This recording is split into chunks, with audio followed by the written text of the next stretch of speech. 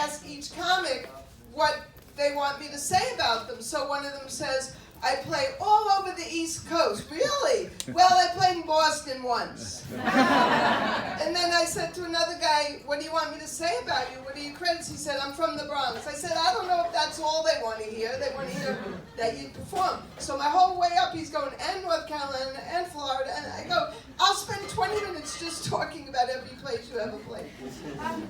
And then once I was emceeing, and I said, who has a special celebration? Which I'll say to you eventually when I'm done with this joke. So I said, who has a special celebration? So nobody had a birthday or an anniversary. And this lady raises a hand. Yes, ma'am. She says, I'm going to Florida and then Greenland. I said, oh, wonderful. That's so great. Anyone who's leaving their house in the next month, let's give it up for you. I'm going to Greenland. I mean, we could be here all day between his states that he performed in and every place everybody's going. Anyway, so thanks for being here. And does anyone have a birthday that they're celebrating? Yay! Was that yes? Happy birthday! Happy birthday! Yay! Anybody having an anniversary? Is anyone married? Oh, you having a birthday too? Oh, yesterday. Let's give it up. Everyone will chip in and buy one of these expensive $9 fruit drinks. Great. Well, I know that MC's supposed to say, does anyone have a birthday? But anyway, you might be looking at me and wondering, is that the love child of Ruth Bader Ginsburg and Keith Richards? I used to say Barry Manilow and Barbara Streisand. But I'm old. I had my birthday, and I love getting older. I just had my 70th birthday. That's nice. And when I was 69, I was blowing out the candles, and I wished for 69. Yeah, it's great when you get old. Nobody in this room is as old as me, but let me tell you something. When you get older, especially you young ladies, wait till you see the varicose veins. You are in for a treat. It's like a rainbow on your leg. I call mine the Google Roadmap to Adventure. What's your name, ma'am?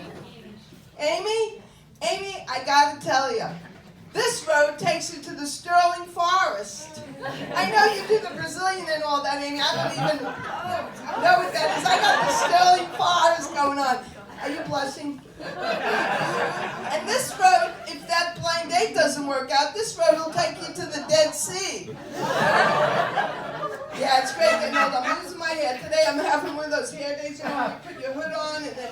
Yeah, I'm losing my hair. I love it because I know where it's going. It's going to my knuckles. And then if I fall and I can't get up, I have a cushion. It's great getting older, let me tell you. And I don't have to work because I'm a retired teacher. I'm sorry. Your taxpayers' dollars at work. Thank you, though. Thank you. I hope you applauded my jokes as much as the fact that I don't work anymore. But I taught in a really tough school in New York City. I think he said I was a school teacher. Yeah. My school was so tough. I mean, when we were young, we used to carve our sweetheart's name in the desk.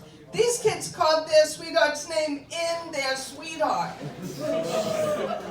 And when we were young, we used to have these readers. They were called Dick and Jane readers. So they had words like sentences, run, spot, run, see, spot, run, Dick, run, Sally, run.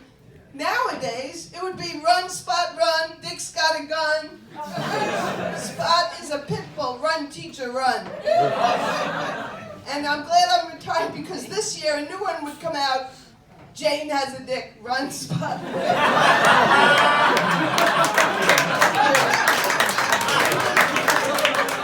My friends are sitting there going, Helene doesn't talk dirty. School teacher, yeah. Well, yeah, I taught in that school. You walk in the school building and you see the school colors, black and blue, on the banner, and dried blood red. And that's on the teachers. I said it was on the banner, but it's also on the teachers. But yeah, it's a tough school. I mean, this kid comes to school and he says, teacher, I have the word of the day and show and tell. And I'm thinking, he's never this animated or happy about being in school. I said, what is it? He said, Glock, Glock. But he didn't spell it wrong, so I didn't call the cops.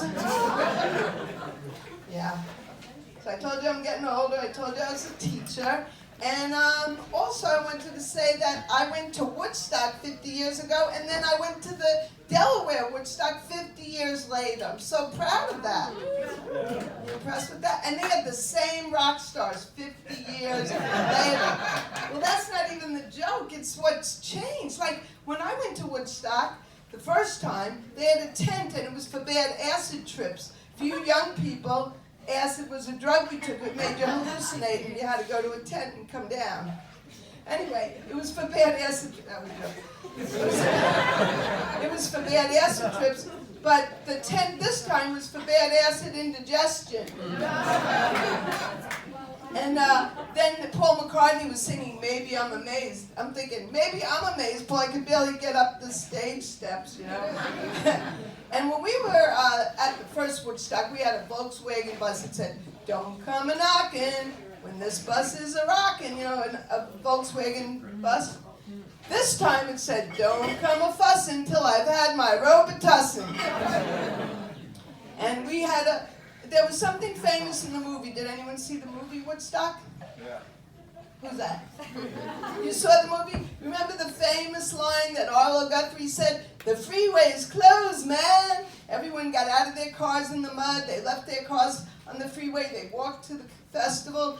This time, we got out of our van, pressed the button, our wheelchairs came down, and we went to the concert. Well, we're going to get this show on the road, and our first comic, you're lucky, we're having a headliner first, and he's been on Comedy Central, and he's an old friend of mine. His name is Gibran Salim.